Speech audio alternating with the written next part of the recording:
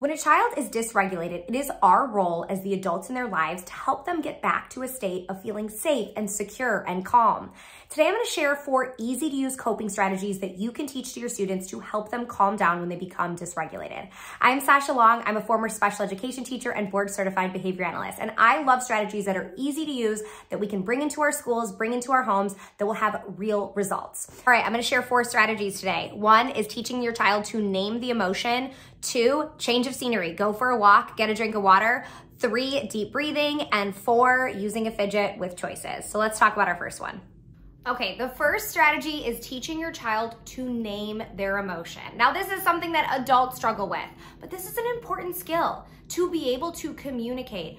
I'm scared, I'm frustrated, I'm angry, I'm sad. Those are all valid emotions to have, and when we can label them, we feel more secure in what we are feeling, and we can help kind of de-escalate the situation. Now, I love using visuals for this. When we are upset, sometimes the act of communicating, especially if verbal communication is challenging for that child, is gonna be too much, right? So let's lean into visuals for this. I love simple tools like this that say, how do you feel? You can use real photos, you can use clip art, you could take pictures of your child with all these emotions and really start to work on that language. Hey, it looks like you feel angry, right? And pairing what that looks like with that word. Even simple kind of choice boards like this for students with limited verbal communication can be really helpful to start to name these things. You are worried. This is going to be a really helpful tool, and if we can start to pair this and model this, we want eventually that student to be able to name that emotion on their own. The second coping strategy is go get a drink of water, go for a walk. Now, this strategy is not about actually getting a drink of water. It's not like that child necessarily is thirsty, but it's about a change of scenery. This is a helpful strategy for adults. Sometimes you just need to get away, right? And that physical exertion of walking, getting up, taking some deep breaths as you're doing that is gonna help kind of reset.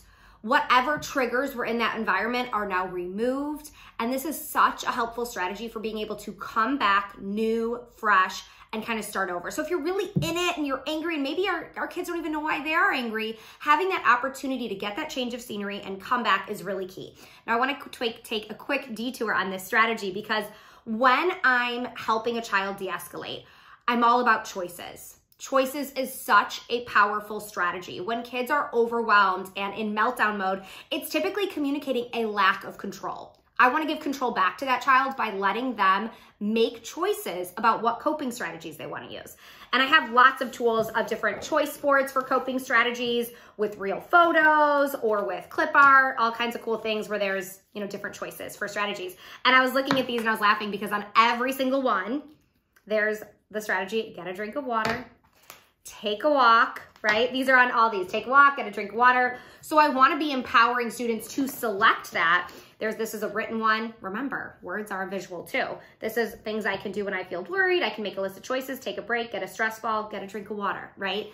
It's going to allow that opportunity to reset. So whenever you are offering these coping strategies, put them in some type of a choice menu and include taking a walk or getting a drink of water. This could even just be a walk up and down the hallway, a loop around the classroom, a loop around your house, going outside, getting a breath of fresh air in the front sidewalk and coming back in. But that change of scenery is gonna allow that child to reset. The third strategy is deep breathing. Deep breathing literally helps you slow down your heartbeat, calm down. That extra oxygen to your brain can help you make decisions. Now, with some of our students, when we teach deep breathing or taking some deep breaths when we get overwhelmed, they're gonna be like this, which might actually escalate their heart rate in the situation. So again, I love a visual for this. These are some of my favorite tools, these visual breathing cards, because there's actually something to do. It's gonna be a little bit more concrete with a starting and an end point versus just breathe. Okay. Instead, this is gonna really slow you down, and you can use a physical cue of these cards on how to control your breathing. So for this one, we have these little like worms, and we're gonna breathe in and then breathe out. Breathe in and then breathe out. So we could use that as a tool. There's all kinds of different tools where, we breathe in on this part of the circle, breathe out. So you can model this. You can be the one putting your finger or helping the child put their finger, and it's gonna help them slow down. This one has a 10 deep breaths for each seed on the watermelon. So it's gonna be this nice physical cue of how to slow down that breathing. Breathe in, breathe out. So that act of drawing that check mark will slow down that breath and help regulate that heartbeat and really teach that deep breathing situation. So these visuals are a great tool. You can easily create something like this, drawing on a dry erase board, and then modeling that for your student. And our last strategy is offering a calm down tool or fidget or toy. Having something to do with your hands can be really helpful to help take your mind off what is upsetting you. It's a great distraction, and it might meet some sensory need that is not being met in that moment. And there's a lot of great sensory tools that can even provide that deep pressure that could be kind of impacting that sensory system as well. And again, I love choices and I love visuals. Do we see a recurring theme here? So a simple calm down menu with some appropriate fidgets and toys that student might use, like a stress ball or putty or a fidget spinner, giving that choice. Like for me, I don't like a fidget spinner. That would escalate me even further. But a stress ball when I'm upset, heck yeah, that's what I want. So for your students with limited verbal skills, this is a great tool to allow them to communicate what they want or need in that moment that will help them de-escalate. In those moments where a child is really dysregulated and overwhelmed, upset, angry, meltdown, tantrum, whatever language you want to put there, it's important to remember, as I said in the start of this video, what our role is. Our role is not to provide punishment, to teach consequences. This is not the time for instruction. This is the time to help de-escalate, to help show that student that you are there for them even when things are not going well. When we walk away, we are teaching our kids that, hey, when you need my help the most, I might not be here for you.